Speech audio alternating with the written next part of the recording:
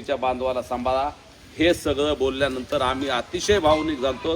काशीद सरनी तो क्षण टिपलाय सोशल मीडियावर बी त्यांनी टाकलंय, माझ्या सुद्धा डोळ्यात पाणी आलं होतं। गेल्या 2.5 वर्षापेक्षा जास्त काळ मी बघतोय तो माणूस रोज 2-3 वाजेपर्यंत रात्री जागतायत।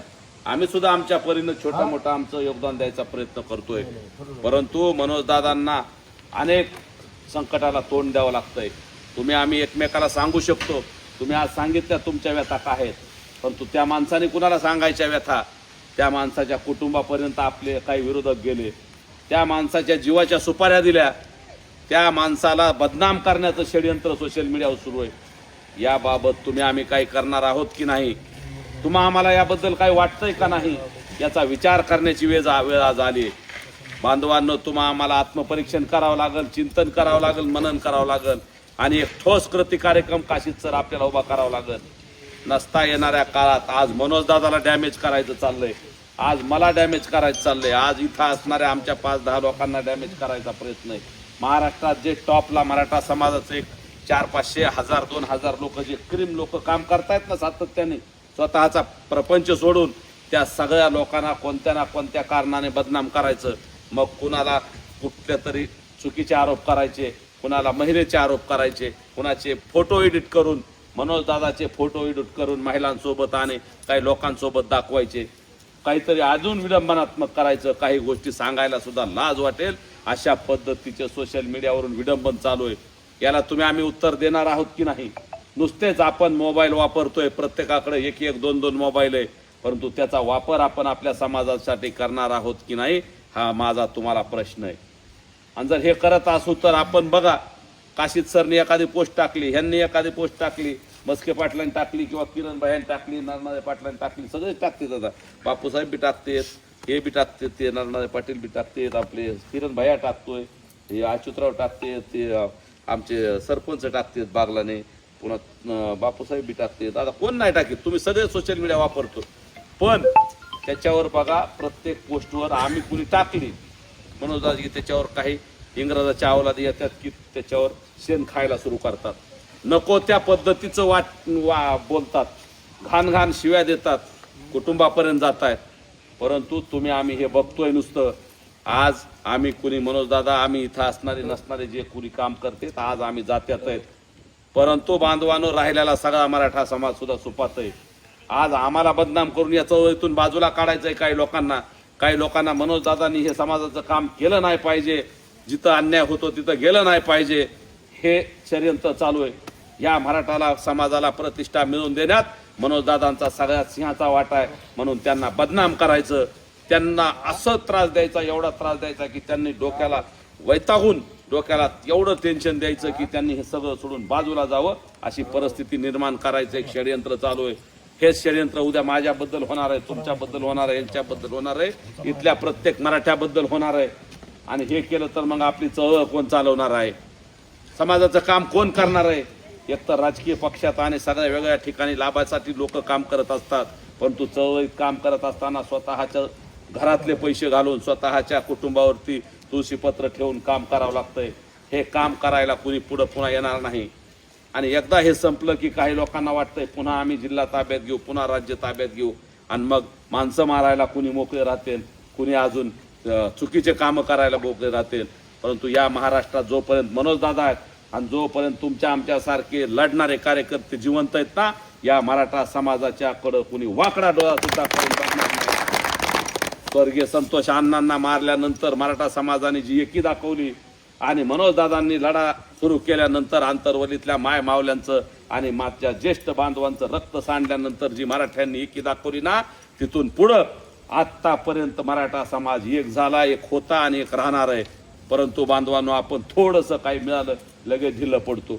मला सांगा बरं, मुंबईहून आल्यापासून आपण एक जमलो का कधी? थोडं लगेच कमी होतो, आपण आपल्या कामात लागतो, सोशल मीडियाकडे लक्ष नाही, लोकात राजकारणात काय चाललंय, समाजकारणात काय, लगेच दुर्लक्ष करतो आपण, आपला स्वभाव जरा विसरावतोय, लगेच एखाद्या दुसऱ्या आपापल्या कामात जातो। पण मला म्हणायचंय 365 दिवस आपण स्वतःच्या ती जगत असताना त्यातले 10, 15, 20 दिवस 25 दिवस महिनाभर काढा ना समाजासाठी, काय फरक पडतो? कधीतरी स्वतःसाठी जगत असताना दुसऱ्यासाठी जगण्याचा आनंद आपण घेतला पाहिजे। साधू संतांनी आणि महापुरुषांनी सांगितलंय, स्वतः स्वतःसाठी जगत असताना दुसऱ्यासाठी सुद्धा जगा. अरे आपण एक काम केलं ना दुसऱ्यासाठी तर आपले 10 कामं दुसऱ्याकडून इनडायरेक्टली होत असतात. याचा विचार तुम्हाला आम्हाला करावा लागणार आहे. आपण जर दुसऱ्यासाठी करत राहिलो ना आपलं कधी भलं होईल हे तुम्हाला आम्हाला कळत नसतं. पण आपण कोणाची तर काडी लावली तर आपल्या सुद्धा संसाराची काडी लागती. हा सृष्टीचा नियम आहे. त्याच्यामुळं आपण चांगलं करायचंय का आपल्या या हाताने वाईट करायचं हे तुम्ही आम्ही प्रत्येकाने ठरवलं पाहिजे. पण तुम्हाला वाटतं मराठा समाज खूप सहिष्णू आहे, खूप प्रेमळ आहे, खूप आक्रमक आहे, शिवाजी महाराजांचा वारसा सांगणारे आपण आहेत. म्हणून शिवाजी महाराजांना अभिप्रेत असणारं स्वराज्य घडवायचंय. इथल्या प्रत्येक माणसाचं भलं झालं पाहिजे हे आपल्याला करायचंय. म्हणून आपल्याला इथून पुढे चांगलं करत असताना दुसऱ्याच्या कामाला आलं पाहिजे ही वृत्ती सुद्धा आपल्याला अंगीकारायची. आणि मनोज दादा जसं समाजासाठी काम करतायत तसं प्रत्येकानं रोज एक तरी काम आपण इतरचं केलं पाहिजे. यासाठी आपण कामाला लागावं. 30 तारखेला आपल्याला जर मोठ्या ताकदीनं आपण गेलो. बघा गंमत, लोकशाही सरकार किंवा प्रशासन दबतं कशाला तर एखाद्या मागणीच्या मागं किती लोक आहेत हे बघून दबत असतं. आपण गेल्या 2.5 वर्षात इतके रेकॉर्ड दाखवले, इतके रेकॉर्ड की एवढे कामं आपले झाले. काही गोष्टी तुम्हाला आता न सांगण्यासारख्या आहेत. त्या कॅमेरा चालू आहे. एवढा समाजाचा फायदा झाला आहे. त्यामुळे काही लोकांचा लय पोट सुटला आहे. त्याच्यामुळं आपलं आरक्षण घालवायचं षडयंत्र चालू आहे. हे बीड जिल्ह्यातले निघलेले 2 लाख प्रमाणपत्र आणि राज्यातले निघणारे जेवढे प्रमाणपत्र निघलेत ना ते सगळे बोगस ठरवून रद्द करायचा काही लोकांचा प्लॅन चाललाय. त्याच्यामुळं बांधवांनो रात्र वैऱ्याची डोळ्यात तेल घालून जागायचंय.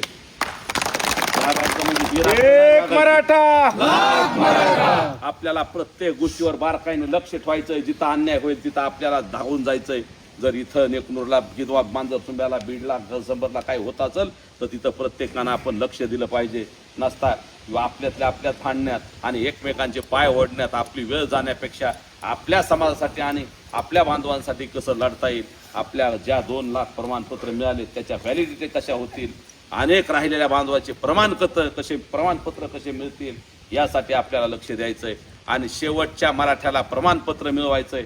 नुसतं प्रमाणपत्र मिळवायचं नाही, त्याचा काहीतरी आर्थिक किंवा त्या प्रमाणपत्रावर नोकरीचा शिक्षणाचा लाभ मिळाला पाहिजे.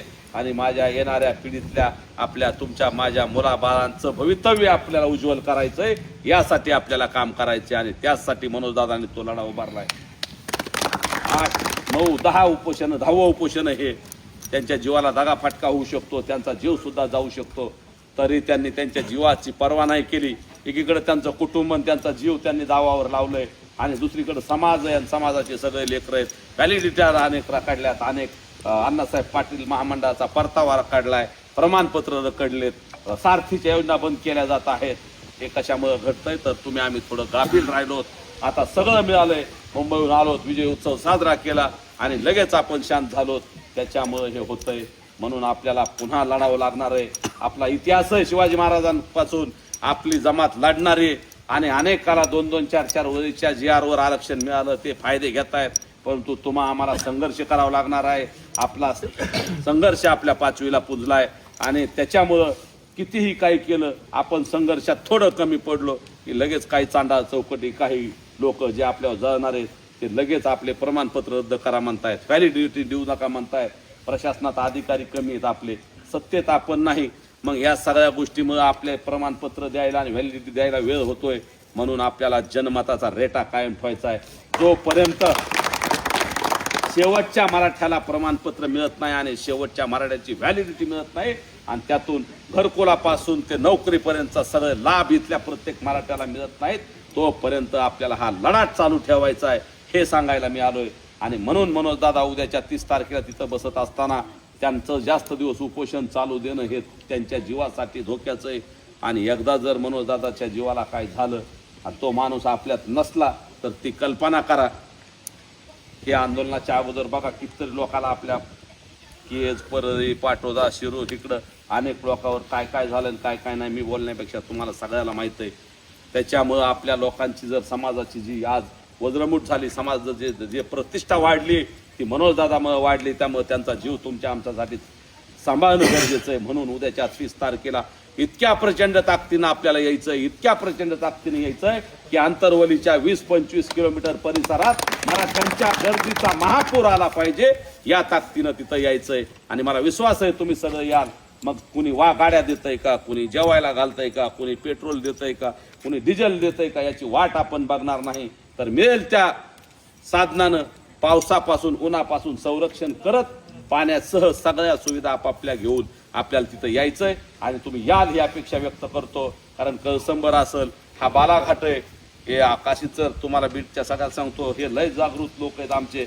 आमच्यात काय असतं, मारामाऱ्या खेळते ना आपण काय होईल, पण समाजाची वेळ जेव्हा येईल तेव्हा सगळं विसरून आपण सगळं टाकतो. आणि त्याच आपल्याला कायम ठेवायचंय. बालाघाटच नाही तर आपला बीड जिल्हा सुद्धा तेवढ्याच ताकदीचा आहे.